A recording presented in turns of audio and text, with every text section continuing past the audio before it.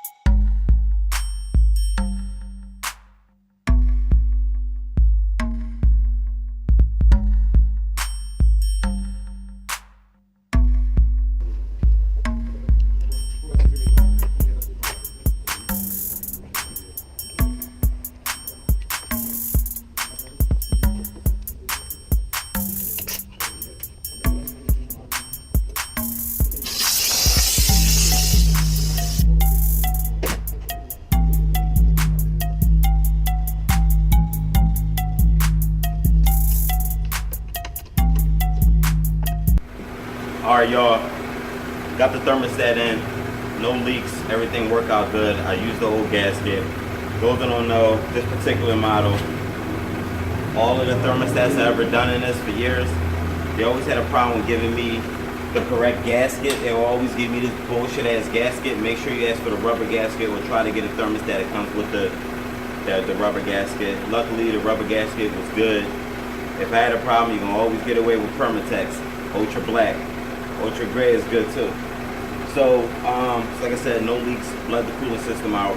Now what I wanted to do next, since last time we saw that the temperature gauge wasn't where it's supposed to be, and I saw that on my data list on my code reader that it was 154 degrees. It wasn't at where it's supposed to be. The thermostat opens up at 180.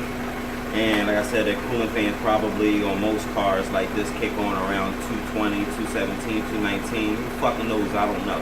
I got this in the mail. Came from a company, Launch Direct, and I got an email from someone saying that they wanted me to review code reader, and it was saying that this code reader would be good to review for those who are beginner mechanics. So that way, that's what I'm going to do in this video. So they emailed me last week. I got it a few days ago. So I'm just going to, in this video, I'm going to use this to read live data, but more so, I want to check out coolant temp sensor. So I think I got bit by a mosquito. I'm not sure. I feel itchy, whatever. So this is what it looks like. I'm not used to using shit like this. I have my own bi-directional scan tool. Let me show you in a second. So I use this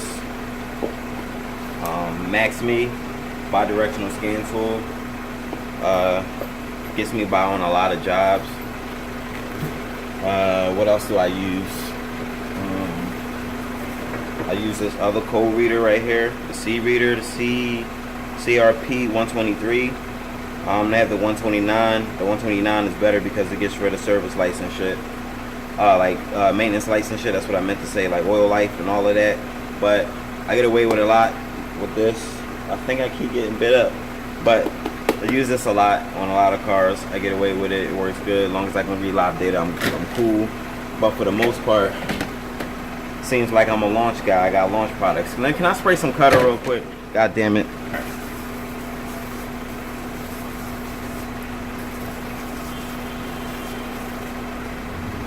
Got my cutter on. I'm gonna just open the bitch and we just gonna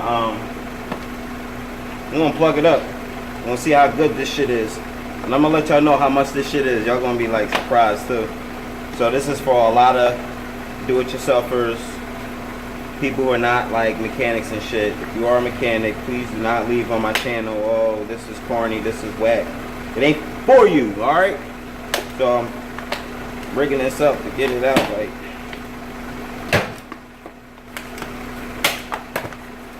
Alright.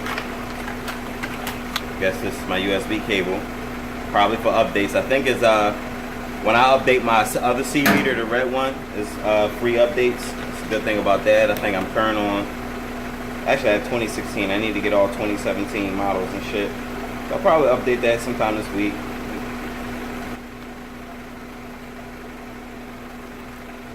The code reader. So let's plug it up. Let me get this goddamn heat off. It's fucking hot. I always keep the heat on to verify that I got.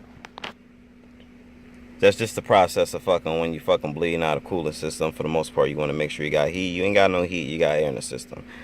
That's that method. So let me look at my temperature gauge. How does that look? That looks good compared to last time. So let me go up and plug up this little code reader. I ain't gonna be like Timmy and show y'all what a fucking data link connector is. You ain't plugging all that old extra shit. Okay, cool.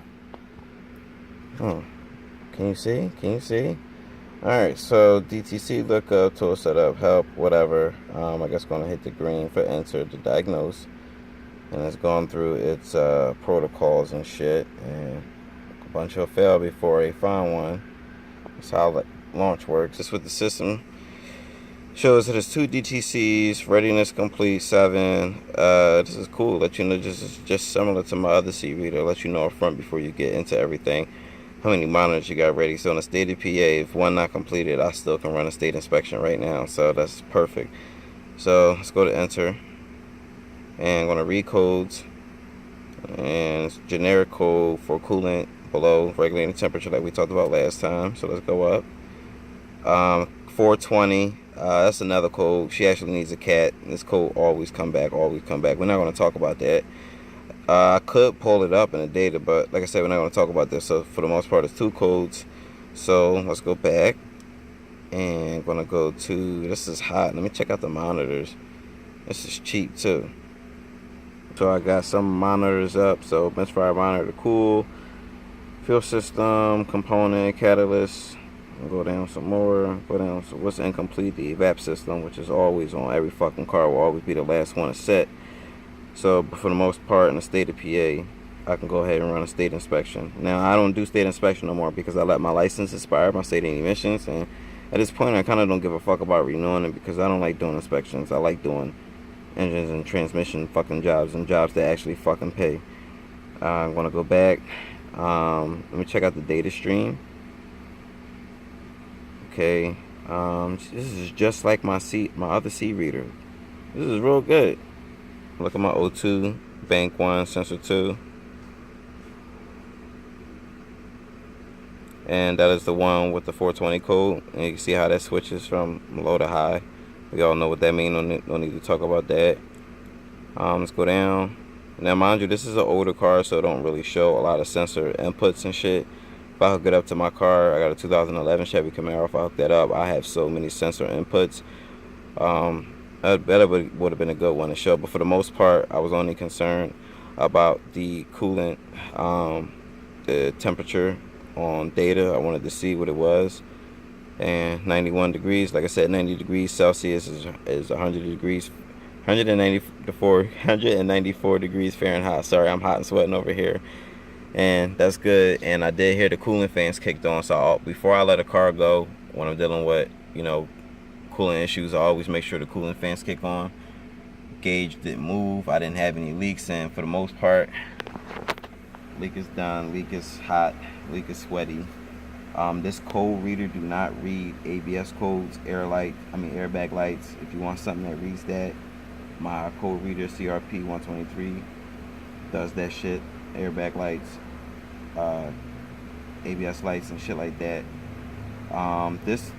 Let me pull up a graph on this actually and see what it looks like, just for the coolant temp sensor, before I get off this. So let me switch the camera around.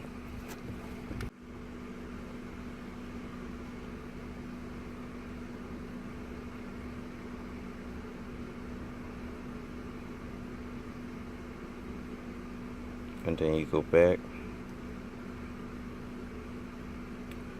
And this is good, like I said, for those, a lot of B-Techs and C-Techs, you'll get coolant jobs, like a water pump, thermostat job, water pump, thermostat, car overheating or whatever. When I'm dealing with cars that overheat, I like to hook up my little code reader, pull up the data. I want to set it on minimum and max, set like that automatically. And this is a good way to confirm if you want to work in between jobs to walk away. You ain't worrying about if a car overheated or not, to make sure, hook it up, set it down, walk away, come back, look at your max readings, and you'll see what this car was at this highest point, 194, 196 degrees Fahrenheit, and at its lowest, well, this car has been running for a while, so there's only going to give me a Lotus, but you would rather start this when a car is on a first startup. So, yeah, that's that. So it's a good reading. Slow as fucking graph. If you want something fucking faster, you're gonna have to get you a bi-directional scan tool. But for something like this, on a type of code reader like this, there's a lot given on here. Considering for the price, between 30 and 40 bucks is relatively cheap, affordable. I'll leave the link in the Amazon link in the description, and where this can be purchased. And like I said, this is good for a lot of beginners, do-it-yourselfers, people, you just you want a tool like this. You don't want to spend a lot of money, and you want something that reads live data. A lot of tools that read live data don't. Yeah, you could get some cheap shit, but this is launch. This is real good. So my camera got cut short. Battery was dying or whatever. So pretty much, thermostat is in. Is that regulating temperature? Clear the check engine light. What else I did? I checked the data. Wanted to make sure that I can see from the code reader itself, from live data, that the car where it's supposed to be. I checked the upper and ladder. I didn't show you guys, but I did check the upper and lower radiator hoses. Both of them are hot. The thermostat is open. Vacuum the system, no air in the system. I have full heat. If you got heat, that's good. If you don't got heat, you got air in the system, so that's good. Make sure I had no leaks from the thermostat. I used the old gasket. I did talk about that. No need to talk about that again. What else? Yeah, for the most part, that's that. So, link for this code reader will be in the description. The Amazon link. What else? I'm tired. I'm trying to figure out what else I need to do. I got this 2008 ML 350. Got to do a rack and pinion on it, and I don't know. I might just take it out and come here bright early in the fucking morning, and I got to figure out what I'm gonna do with this customer, because he needed this car to get to work tonight and wasn't able to guarantee him time. So we all know how that happens. So I'm gonna have to go out my way and I'm lucky he doesn't work far. I'll probably take him to work, and actually I'm gonna put this up in the air and see how extensive this is. If it is, then I'll probably take him to work, finish the car, drop it off, take an Uber back. I don't know. For the most part, that's that. So Leekautorepair, signing out, getting the fuck out of here. Hit the like button. Make sure you guys subscribe, and any questions, comments, leave it in the comment section, and that's that.